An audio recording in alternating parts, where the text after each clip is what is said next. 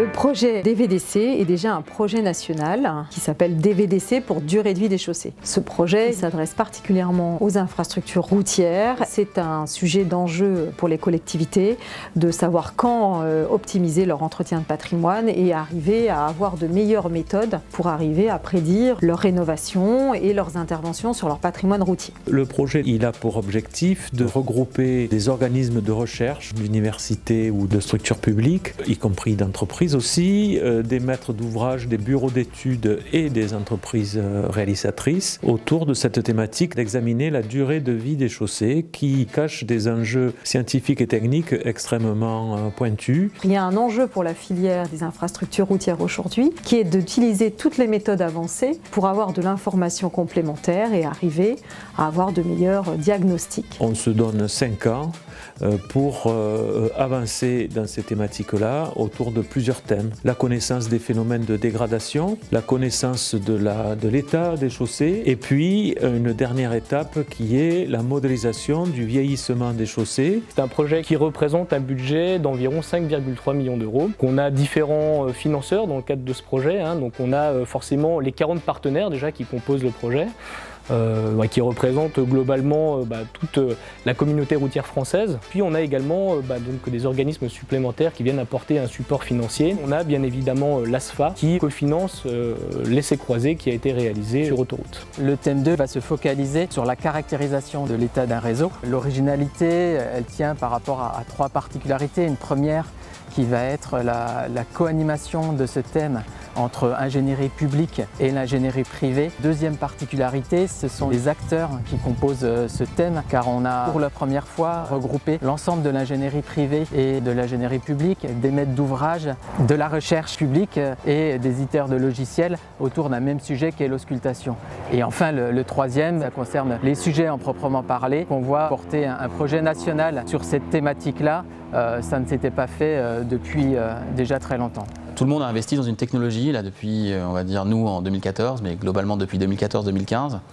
Et cette technologie, elle nous est commune. Ce projet-là, il nous permet un peu de fédérer un petit peu, de faire tous ces retours d'expérience et de pouvoir proposer aux maîtres d'ouvrage ces nouveaux moyens d'auscultation de façon à les aider dans la gestion de ce patrimoine. L'idée, c'est de mieux les utiliser et de pouvoir utiliser justement ces performances pour mieux utiliser ces budgets. Travailler aussi dans des logiques qui sont un peu plus prédictives. On voit que ça s'inscrit clairement dans l'élaboration d'un nouveau référentiel technique.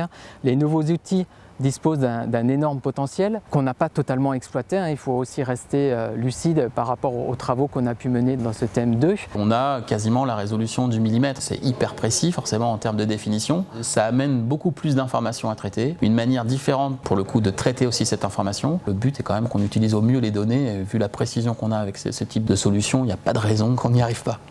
Afin de garantir la sécurité des clients qui empruntent le réseau autoroutier tout en assurant la pérennité des chaussées, les sociétés d'autoroutes se concentrent sur deux volets principaux.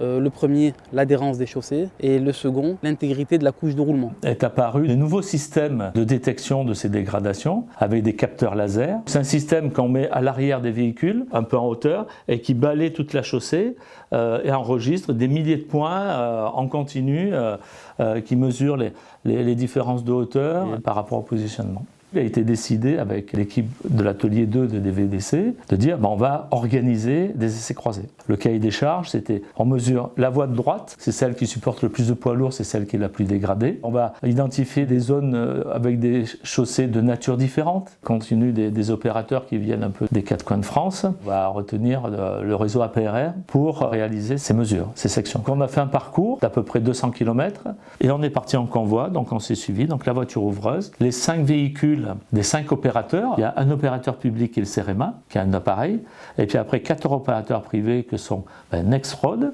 Diagway, Technologie Nouvelle et Ginger CEBTP. Toutes les entreprises qui possèdent ces capteurs ont été volontaires pour faire ces essais en toute transparence, donc ce qui n'est pas toujours forcément le cas puisque chacun aime bien aussi avoir un peu ses compétences propres. C'est un vrai challenge pour tout le monde. Où avant on avait un appareil, un capteur qui permettait d'avoir une image de la chaussée et un autre capteur qui permettait de mesurer les déformations. Ici, comme c'est le même capteur, on a vraiment cette superposition des informations qui permet d'analyser les choses plus finement. L'objectif de ces tests pour le CEREMA est de effectivement valider un petit peu notre processus de mesure. On voulait vraiment comparer nos résultats parce que ça cache la façon de traiter les données. Donc aujourd'hui, c'est vraiment de comparer par rapport à nos concurrents pour voir les résultats de ces auscultations. Par téléphone, sur quelques kilomètres avec la voiture ouvreuse, moi donc j'avais l'œil de derrière, je voyais tout ce qui se passait. Je disais s'il fallait ralentir, accélérer, resserrer un peu, avoir un convoi bien normalisé et que les véhicules, surtout les poids lourds, ne s'insèrent pas dans le convoi. L'idée en fait, c'est pas qu'une chaussée qui soit considérée comme dégradée par un des opérateurs, elle soit considérée comme en bon état par un autre opérateur. Donc c'est un enjeu vraiment qui est commun à toute la profession. Et l'objectif pour Junior BTP, c'est de montrer que nos résultats ils sont exactement équivalents à l'ensemble des autres résultats qui peuvent être remis par n'importe quel autre camion de mesure. L'objectif de cette expérimentation est de comparer principalement les résultats des auscultations qui vont être obtenus avec les 5 appareils à grand rendement, donc 5 appareils différents mais dotés de la technologie LCMS, et de comparer les résultats dans des conditions identiques. Dans un second temps, une fois l'analyse effectuée, le travail qui devra être fait sera d'essayer, dans la mesure du possible, de réduire la dispersion entre les différents résultats obtenus. Le grand apport, ça a été vraiment de partager des connaissances, de progresser aussi dans les connaissances, de progresser aussi dans la connaissance des technologies qui peuvent être mises en œuvre pour les diagnostics de vieillissement des chaussées. Ces projets nationaux est aussi un cadre idéal pour former les futurs ingénieurs, les futurs techniciens de demain sur notre métier de la route finalement.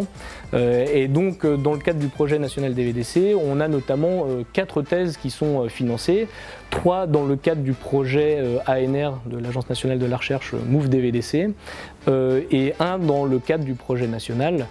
Donc on a donc des doctorants qui à terme pourront venir alimenter ou rentrer finalement dans les effectifs des entreprises, des universités pour pouvoir participer à la construction des infrastructures de demain. Maintenant, sur le travail qui pourrait être comment on mobilise toutes ces nouvelles technologies qui ont aussi avancé depuis le début du projet, notamment je pense à l'intelligence artificielle et à des applications d'analyse de données grande masse. On n'aura pas encore abouti réellement en fin de projet. Je pense qu'il y aura probablement un futur projet national qui pourra peut-être davantage adresser ces indicateurs de façon à avoir des indicateurs partagés qui permettent un meilleur diagnostic à partir des nouvelles technologies.